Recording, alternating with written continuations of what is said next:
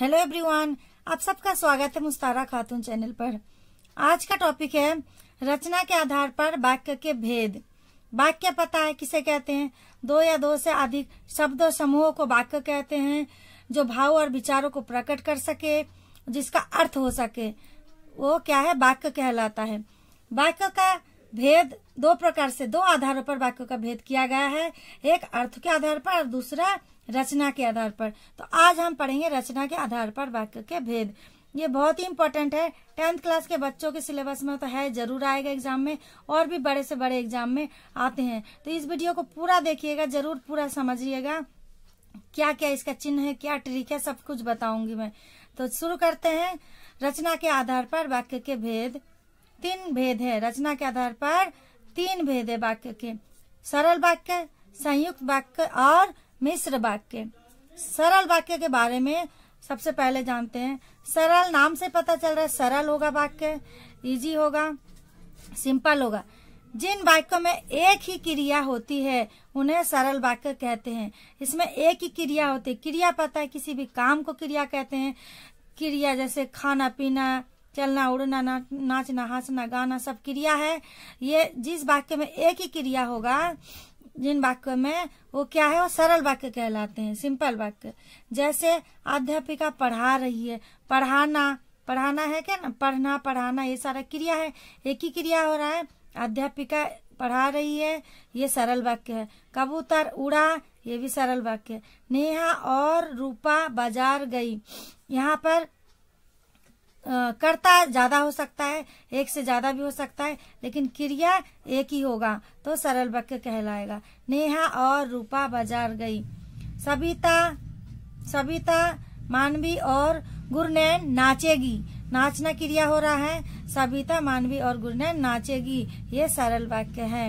अब आगे चलते हैं, जानेंगे संयुक्त वाक्य के बारे में। संयुक्त वाक्य क्या है? ये भी नाम से समझ में आ रहा है। संयुक्त किया गया है, जोड़ा गया है, प्लस किया गया है। किसके द्वारा जोड़ा गया, अभी समझेंगे। जिन वाक्यों के सभी उपवाक्य समान स्तर के होते हैं, वाक्य में अलग अलग उपवाक्य हैं और दोनों समान स्तर के हैं, बराबर हैं, उन्हें संयुक्त वाक्य कहते हैं। संयुक्त वाक्य आपस में समुच्चयबोधक शब्दों से जुड़े होते हैं। किससे जुड़े होते हैं? समुच्चयबोधक अव्यय से, समुच्चयबोधक शब्द से जुड़े होते हैं। समुच्चयबोधक शब्द कौन कौन से हैं अभी बताऊंगी, जैसे और, एवं, इस तरह के आपस में समुच्चयबोधक शब्द से जुड़े होते हैं, वो संयुक्त वाक्य कहलाते हैं। ये याद रखना। इनमें कोई वाक्य किसी पर आश्रित नहीं होता है, कोई वाक्य किसी पर आश्रित नहीं होता, किसी पर निर्भर नहीं होता है। वो दोनों वाक्य स्वतंत्र होते हैं। दोनों उपवाक्य जो है वो स्वतंत्र होते हैं, बस बीच में और वगैरह लगाकर जोड़ दिया जाता है, संयुक्त वाक्य कहलाता है। उदाहरण से समझते हैं। खाना बनेगा तो हम सब खाएंगे। खाना बनेगा एक उपवाक्य है और हम सब खाएंगे, ये भी एक उपवाक्य है। इस पूरे वाक्य में तो लगाकर इनको जोड़ा गया है, इस तरह से संयुक्त वाक्य बना है। खाना बनेगा तो हम सब खाएंगे, संयुक्त वाक्य। पवन चला गया और गगन आ गया। पवन चला गया एक उपवाक्य है, गगन आ गया, ये इसमें 2 क्रिया हो रहा, कोई बात नहीं, और लगाकर जोड़ा गया है, और इस तरह से जो वाक्य बना है वो संयुक्त वाक्य कहलाता है। नीति नहीं बोलेगी क्योंकि वह नाराज है। नीति नहीं बोलेगी, क्योंकि लगाया गया, वह नाराज है, क्योंकि, ये भी संयुक्त वाक्य है। छाता ले लो ताकि भीगो ना, छाता ले लो भी एक हो रहा है, वाक्य बोल रहे हैं, और भीगो ना ये भी बोल रहे हैं। यहाँ पर ताकि लगा के एक बड़ा सा वाक्य बनाया गया है, और ताकि लगने से ये संयुक्त वाक्य बना है। समझ में आ रहा है? एक और उदाहरण लेते हैं। लस्सी पी लेंगे या शरबत पी लेंगे। लस्सी पी लेंगे एक क्रिया हो रहा है, एक अलग से वाक्य बना है। शरबत पी लेंगे ये भी हो रहा है, लेकिन या लगा के ये बड़ा सा वाक्य बना है, और यही संयुक्त वाक्य बना है। संयुक्त युक्त किया गया है। क्या युक्त किया गया है? या युक्त किया गया है, प्लस लगा है। नाम से ही समझ में आ जाना है कि संयुक्त में प्लस लगेगा। क्या लगेगा? वो कौन कौन से चिन्ह है, हम आपको यही ट्रिक बता रहे हैं।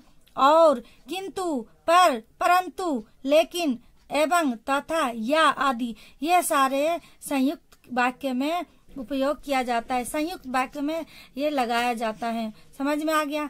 आगे पहले पढ़ते हैं मिश्र वाक्य के बारे में।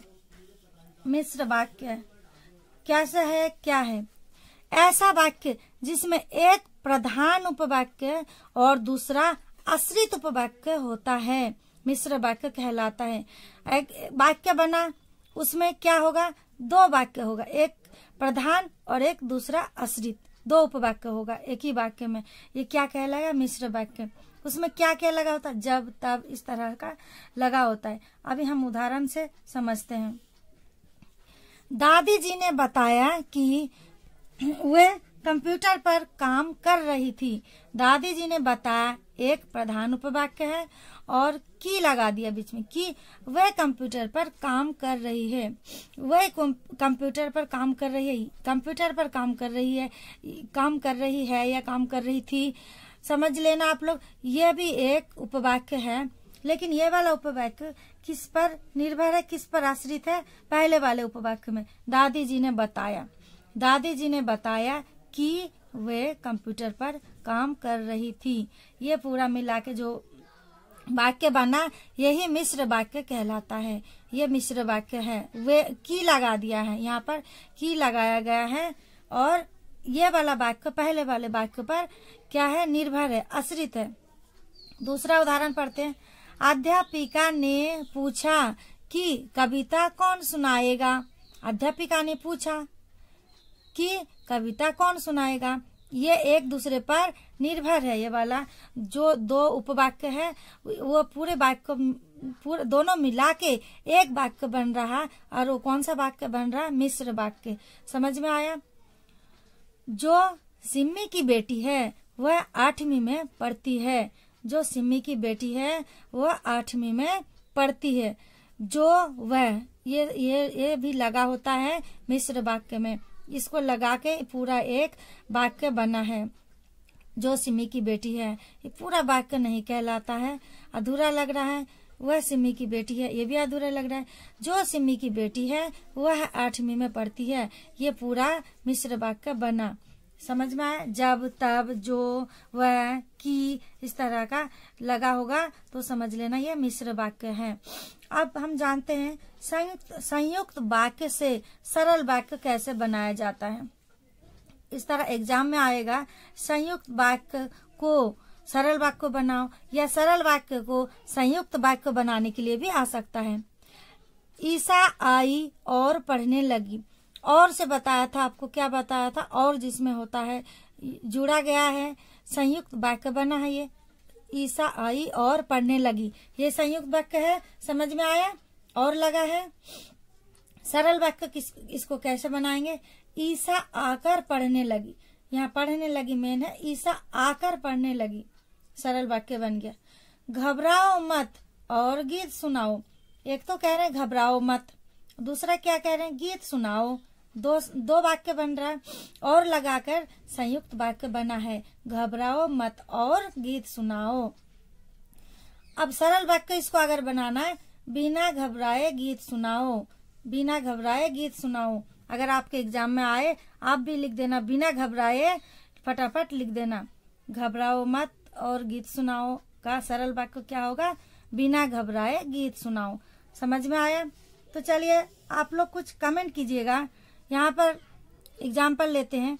घंटी बज गई और बच्चे कक्षा में जाने लगे, ये कौन सा वाक्य है? समझ में आ जाएगा। पहले पढ़ लिया पूरी वीडियो के जिन्होंने देखा और लगा है, कमेंट बॉक्स में जरा कमेंट कीजिए प्लीज कि यहाँ पे कौन सा वाक्य है।